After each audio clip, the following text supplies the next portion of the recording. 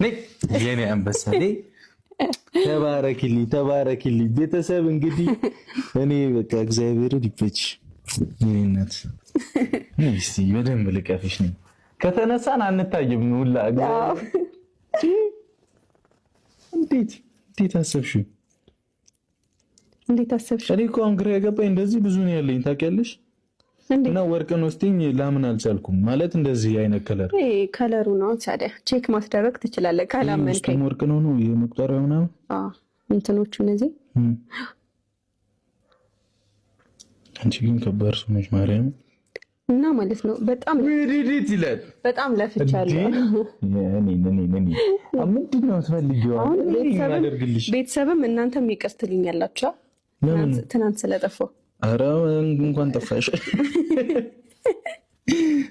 ኢየሱስ በጣም ነው የሚያምሩት። ወደኋላ ኧረ የምር ካላመንከኝና ቤት ውስጥ ካሉ ሰዓቶች ጋር አንተ አይንህ ዕውር ነው እንዴ? አትለይም እንዴ?